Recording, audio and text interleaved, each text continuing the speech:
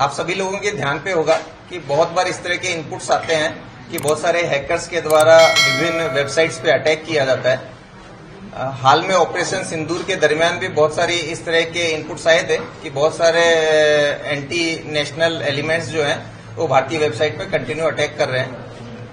इस जो इनपुट है इसके ऊपर काम करने के लिए गुजरात एटीएस का टेक्निकल सेल और सोशल मीडिया सेल है, तो जो टेक्निकल अधिकारी हैं इन सभी को सोशल मीडिया मॉनिटरिंग के लिए निर्देश दिए गए थे। साथ ही साथ हमारी जो फील्ड टीम्स हैं उन्हें भी ये निर्देश दिए गए थे कि हमें ग्राउंड से इस बारे में किसी भी तरह की इन्फॉर्मेशन मिलती है तो उसको डेवलप करके आगे काम करना है। इसी दरमियान गुजरात एटीएस के पुलिस इंस्पेक्टर श्री ध्रुव प्रजापति को एक इन्फॉर्मेशन मिला कि ये जसीम शाहनवाज अंसारी जो कि नडियाड का है और इसके साथ में एक दूसरा माइनर लड़का है, ये दोनों मिलकर के एक अनोन सेक नाम से एक टेलीग्राम चैनल चला रहे हैं और इस टेलीग्राम चैनल पर ये लोग इस तरह के एविडेंस डालते हैं जिसमें बताते हैं कि इन लोगों ने विभिन्न चीजों को उपयोग करके इन लोगों को ये लोग वेबसाइट्स को हैक कर रहे हैं, डाउन कर रहे हैं। विभिन्न वेबसाइट्स पे डीडोस अटैक करते थे।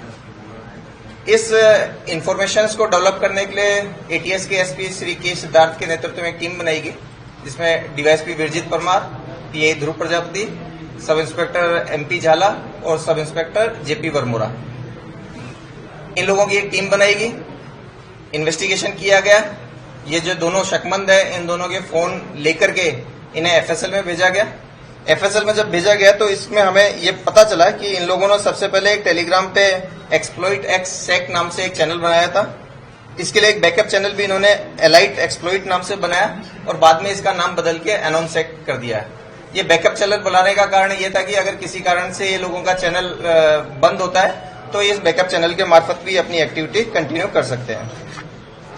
अभी तक का जो हमारा इन्वेस्टिगेशन हुआ है उसमें जानने को मिला है कि ये लड़के बेसिकली 12th फेल हैं, लेकिन पिछले 6-8 महीने से ऑनलाइन काफी चीजों को जानने के बाद में साइबर एक्टिविटीज में काफी एक्सपर्ट हो गए हैं। ये लोग साइबर हैकिंग करते रहते हैं। इन्होंने पाइथन लैंग्वेज, पैड्रोइड टूल्स, टर्मक्स टूल वगैरह एप्लीकेशंस और लैंग्वेज सीखी है। साथ साथ में विभिन्न एप्लीकेशंस और पोर्टल्स के मार्फत इन्होंने डीडोस एक्टिविटी के लिए विभिन्न टूल्स और जो इनकी लैंग्वेजेज है वो आइडेंटिफाई की हुई है।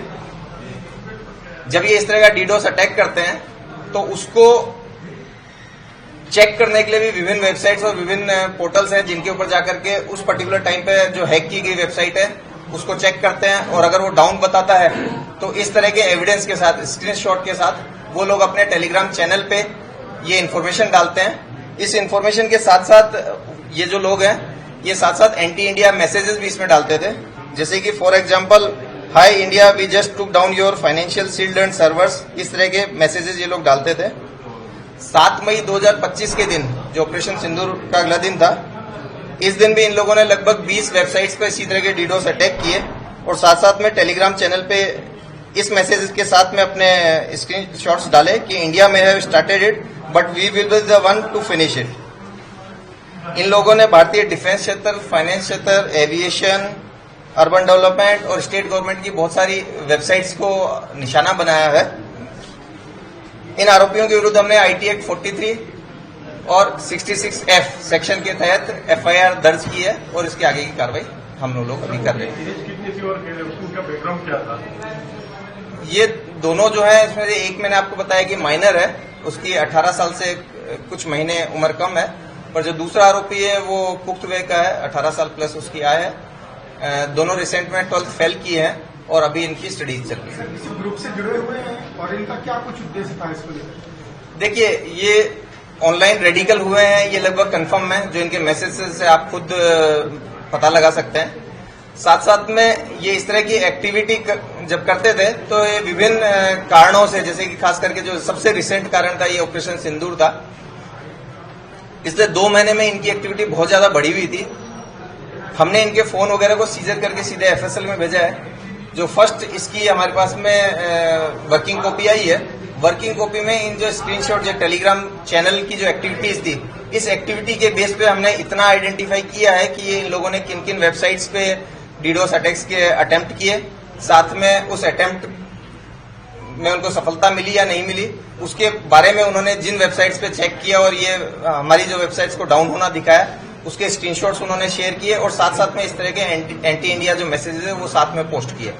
तो इन आधार पे हम कह सकते हैं कि ये लोग काफी रेडिकलाइज है, साथ साथ में साइबर एक्टिविटी के जानकार है। भारतीय जो साइबर सेक्टर है इसके ऊपर इन्होंने इस क्रूशियल टाइम पे काफी अटैक्स इस तरह के किए हैं।